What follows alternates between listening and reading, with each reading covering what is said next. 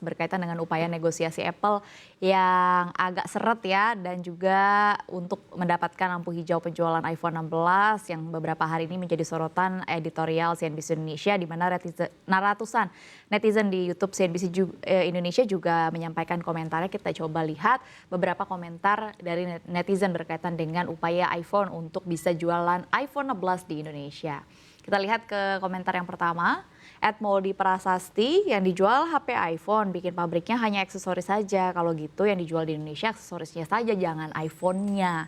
Itu tadi kan, karena kan kalau kita lihat informasinya kayaknya pembicaraannya Apple maunya bikin pabrik AirTag. AirTag itu kalau pemirsa CNBC Indonesia ada yang belum tahu, itu adalah untuk mendeteksi lokasi. Jadi hanya aksesoris, bukan flagshipnya begitu kan. Meskipun memang cukup laku juga sih, begitu. Orang tuh bisa punya AirTags itu 2 atau 3 untuk ditaruh di dompet, untuk taruh di tas. Tapi tetap balik lagi, yang ditunggu-tunggu ini kan iPhone 16-nya ini, dan permintaan kita ini adalah TKDN. Artinya ya tetap harus ada pabrik di Indonesia. Pendapatnya seperti apa? Silakan. Iya, kayak pertama-tama soal iPhone 16 ini harus awalnya dulu sejarahnya kan. Sejarahnya ini kenapa kita bisa punya aturan TKDN negara lain nggak bisa, ya karena kreasi pemerintah kita juga. Jadi awalnya dulu, kalau ingat dulu tuh kalau yang namanya handphone ada macam-macam, ada yang Asia dulu kan. Jadi jaringannya macam-macam, teknologinya juga macam-macam. Ternyata di Indonesia ada yang bisa bikin salah satu teknologi Wi-Fi, MiFi dulu namanya. Karena tahu, oh ternyata teknologinya nggak serumit ini loh untuk si 4G LTE Indonesia bisa bikin. Pemerintah tuh berinisiatif, ya udah kita atur aja standar buat perangkat jaringan 4G LTE. Yang diatur itu bukan barangnya, tapi standar jaringannya. Salah satu syarat standar jaringan itu diambil kesempatan, ya udah kita bikin konten lokalnya harus berapa persen. Saat itu udah nego-nego lama, akhirnya baru kejadian tahun 2017-2018 kan. Waktu itu udah sepakat semuanya adalah, ya udah ada 2 pilihan nih, antara si perangkat 4G LTE ini memenuhi konten lokal dalam hal manufaktur, atau dalam software, dalam bentuk aplikasi. Udah sepakat tuh semua, pokoknya udah oke semua. Tiba-tiba di menit-menit terakhir nongol aturan baru bahwa ada jalur ketiga untuk mendapatkan konten lokal, yaitu investasi dalam bentuk inovasi. Ya itu artinya istilahnya ya, itu kayaknya emang udah aturan yang khusus dibuat untuk Apple. Waktu itu rame tuh semuanya, produsen lain yang udah komitmen buat bikin pabrik rame. Tapi ya udah akhirnya Apple terima, mereka pilih pemenuhan syarat TKDN-nya dengan investasi yang tiap 3 tahun itu harus diperpanjang. Dalam bentuk si Apple Developer Academy ini. Kenapa sekarang jadi masalah? Karena Kemenperin tiba-tiba melihat kalau misalnya yang komitmen terakhir dia itu masih kurang. Komitmen terakhir dia itu sampai ke iPhone 16, berarti iPhone 14, 15, 16. Yang berikutnya dia harus negosiasi lagi, harus komitmen lagi. Nah si iPhone 16 ini dia masih kurang bayar, kesempatan buat Kemenperin bilang ya udah kita negosiasi ulang, akhirnya iPhone 16 sampai sekarang nggak bisa dijual gitu. Jadi ceritanya sebenarnya agak panjang gitu. Dan sekarang kalau Apple mau memenuhi itu lagi, ya dia harus negosiasi ulang aja. Yang kelabakan sebenarnya karena mereka udah promo-promo segala macam, ternyata si Apple nggak memenuhi komitmennya, barangnya udah ada di sini, mitra-mitranya di Indonesia udah pada promosi, udah pada pre-order, barangnya nggak bisa keluar. Ya makanya itu mungkin Menteri Perindustrian agak santai ya, siapa yang butuh siapa gitu. Iya. Jadi posisinya memang akhirnya Apple ya yang istilahnya harusnya kita dong yang di atas angin. Iya, ini dalam proses negosiasi ya, artinya ada posisi tawar ya. Kemudian sekarang posisi tawarnya lebih di atas ya. Karena memang kalau dibandingkan sebelumnya, selama ini kita seperti kayak merayu-rayu sampai ke Amerika, bahkan Pak Jokowi sampai Tesla kan bertemu berapa kali-kali, dan akhirnya cuma jadi PHP doang kan. Nah ini mungkin saatnya lah posisi pemerintah itu ambil posisi tawar untuk ibaratnya mencobalah menekanlah Apple untuk komitmen terhadap investasi, karena mungkin kita bisa lihat begitu, kalau kita bandingkan investasi dan juga penjualan, kalau dibandingkan dengan Vietnam, Kang, kita tuh jauh loh lebih tinggi penjualannya. Kenapa sih investasinya akhirnya jauh juga lebih kecil gitu? Ekstrim ini selisihnya begitu. Bahkan 1:20 ya, berarti 16 kali 20, ya kurang lebih lah ya begitu, 20 kali lipat mereka bisa berinvestasi ke Vietnam padahal pasarnya kita hampir punya 2 kali lipat di Vietnam. Kenapa? Dan kenapa nggak mau? Sebenarnya itu pertanyaan utamanya. Jadi ini saya melihat semacam ada logika yang berbeda. Ini kalau mungkin Apple itu sebagai logika bisnis ya. Artinya dia lebih mempertimbangkan aspek bisnis, keuntungan dan terutama terkait dengan ekosistem. Itu kan akan menyambung dengan ekosistem rantai pasok dan bagaimana mereka memproduksi semurah mungkin dan untung sebesar mungkin kan. Nah di Indonesia ini mungkin mereka melihat belum sampai gitu tahapnya untuk sampai ekosistem yang memang semua komponen itu bisa tersupport di negara tersebut. Atau minimal kalau Vietnam kan walaupun mungkin belum semuanya bisa disupport dari Cina yang lebih dekat kan. Nah Indonesia ini masih jauh dari sisi ekosistemnya gitu. Ditambah lagi. Ekosistem itu artinya berarti kawasan yang terpusat begitu? Komponen pemasok. Ya, komponen masuk dari industri-industri hulu hilirnya terhubung gitu. Nah di Indonesia ini kan kita memang di luar konteksnya produk handphone, kita sudah mulai ada namanya hilirisasi kan untuk industri kendaraan mobil dengan baterai listriknya. Nah itu pun yang menurut saya yang perlu terus dimaksimalin karena nantinya kalau seandainya kita setengah-setengah, akhirnya yang industri hilirisasi itu yang sudah kita buat seperti baterai itu nantinya akan bingung akan dibuat seperti apa, akan jadi produk apa gitu loh. Iya, kemarin Menteri BUMN Pak Erick Thohir bahkan menyebutkan sebenarnya kita sudah punya smelter-smelter dari hulu ke hilirnya sudah mulai disempurnakan, bahkan disebut bahwa sebenarnya kita sudah mulai mampu untuk memproduksi chip. Apakah memang itu nggak cukup untuk meyakinkan Apple supaya ayo dong berinvestasi lebih ke Indonesia? Kalau bisa nilainya sama Vietnam atau bahkan lebih karena kan pasar kita jauh lebih besar. Ya lagi-lagi ini soal logika bisnis. Jadi dulu waktu Apple bangun investasi di Vietnam karena ada efek perang dagang antara Cina dan Amerika kan. Mereka dan juga ada faktor beberapa pabrik Foxconn pemasok komponennya juga tutup. Akhirnya mereka lebih milih ke lokasi yang terdekat. Secara rantai pasok tuh lebih dekat. Nah Indonesia memang dianggap secara perhitungannya memang pasarnya besar. Secara pasar luar biasa. Cuma dengan adanya sekarang perdagangan bebas di ASEAN, kelebihan kita sebagai punya pasar besar itu jadi seperti nihil. Karena mendingan Apple bikin di Vietnam tapi pasarnya bisa dijual ke Indonesia. Bebas biaya masuk segala macam mungkin. Nah, itulah yang arti pasar besar di Indonesia itu jadi sekarang kurang relevan karena sudah ada perdagangan bebas. Jadi investor itu bebas bangun pabrik dimanapun. Nggak perlu peduli Indonesia yang pasarnya besar karena dia bangun di Malaysia toh biaya masuknya pun rendah atau ke Indonesia karena ada perdagangan bebas itu. Harus dilindungi ya itu lewat TKDN itu. Nah makanya pemerintah itu harus punya inovasi baru agar menekan dengan cara yang lain. Kalau dari strategi pasar kita besar itu udah nggak dianggap, masalah apalagi masalah ekosistem kita masih ketinggalan, ya itu yang harus dibenahin juga gitu. Dan termasuk masalah yang basic lagi klasik, izin, kepastian hukum, dan lahan itu. Ya, posisi Vietnam itu unik kan karena dia dekat dengan Cina dan dia dekat dengan Amerika Serikat. Jadi barang yang nggak bisa diproduksi Cina masuk ke Amerika Serikat bisa dipindahin ke Vietnam. Posisi geografis juga. Iya, jadi ya soal pasar itu kan ya negosiasi kita juga kan.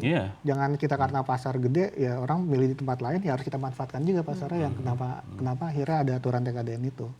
Ini pas banget nih sama komentar selanjutnya kita lihat ya. Salvin Fendi 5033. Tapi kok dia mau bikin pabrik di Vietnam yang jumlahnya besar tuh? Pertanyaannya sama. Tadi kita sudah ulas ya begitu. Seberapa jauh sih perbedaan investasi Apple ke Vietnam dan juga ke Indonesia? Selisihnya kemudian unit yang dijual juga ini kan sangat jauh begitu. Kita lihat juga ke komentar selanjutnya @ridobaihaki 144. Indonesia banyak punglinya, logistik mahal dan gak efisien. Pungli berkedok CSR di demo warga sekitar melulu tuh langsung disentil sama netizen begitu ya. Kita lihat ke komentar yang terakhir. @Denis723. Justru ini menjadi cermin untuk Indonesia berkaca diri. Kenapa kok Apple enggan sadar dan bangun guys supaya lebih maju? Langsung dijawab begitu ya. Betul. Itu kan jadinya harusnya jadi momen evaluasi. Kenapa kok nggak mau ke kita gitu. Ini yang terakhir saya bacakan lagi. Satu lagi nih untuk sebagai komentar terakhir. @mtegar Pratama, ini huruf besar semua ya komentarnya. Indonesia harus tegas, jangan mau kalah sama orang luar. Kalau emang ada perusahaan atau ada produk yang mau jualan di Indonesia belum memenuhi syarat, jangan terima apapun itu produknya. Saya setuju nih sama netizen yang satu ini. Mungkin Mas Demis dulu silakan tanggapannya. Soal perizinan yang lucu ya, India punya masalah kan sama kita, mirip sama kita kan. Nggak jelas perizinan, aturan berubah-berubah, demo lebih parah lagi. Cuma ya dia lagi punya posisi unik. Dinamika politiknya juga Karena lumayan. India dan Cina nggak punya perdagangan bebas. Artinya misal barang Foxconn, kan sekarang pabrik Apple tuh paling gede di Cina sama India. Kalau iPhone diproduksi di Cina nggak bisa masuk ke India dengan murah gitu. Itu juga permasalahan. Ya tapi ya tadi kita CNBC dulu pas pertama kali Tim Cook datang ke Indonesia, kita sempat bikin tuh. Kita sempat dapat rantai pasoknya Apple semuanya, rantai di seluruh dunia. Di Indonesia ada dua. Dua itu membuat komponen untuk charger MacBook. Cuma itu.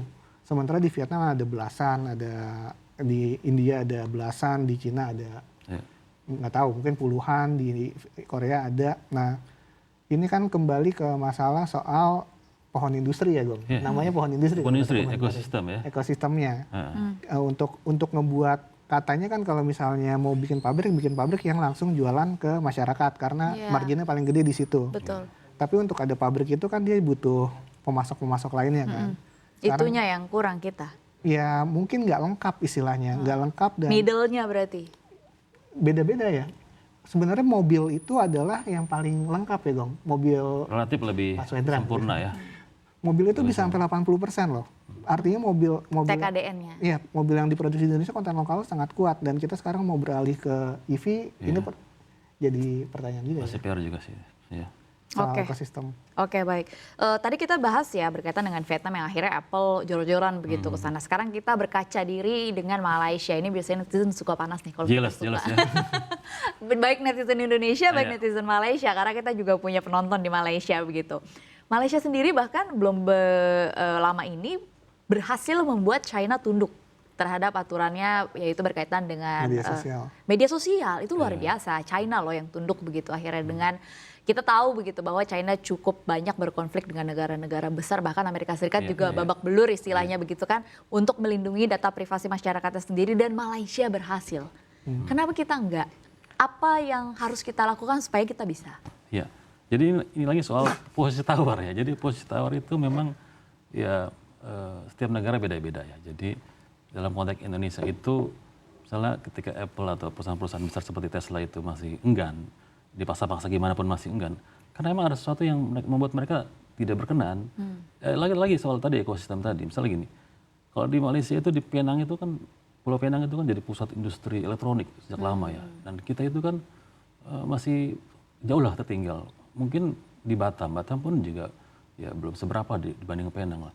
Nah inilah yang menurut saya kita sebagai kalau diibaratkan seperti kalau kita sekolah ya, itu mungkin mereka sudah sampai tahap SMA, kita tuh baru sampai SD.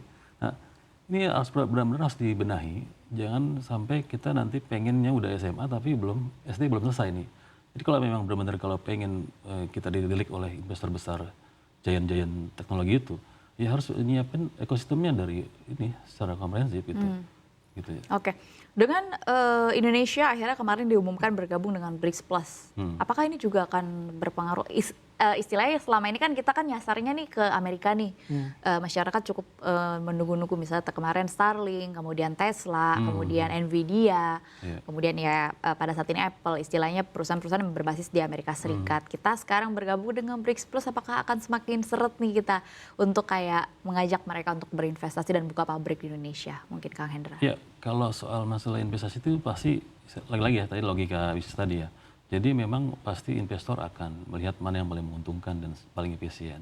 Nah soal masalah BRICS itu ya itu kan lebih ke komunitas global ya.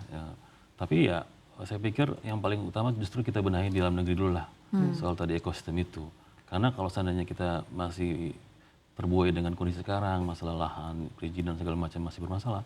Ya, sedangkan Vietnam sudah melewati itu semua gitu. Kita masih di tahap berputar-putar situ aja, jadi harus memang dibenahi lah itu. Gitu.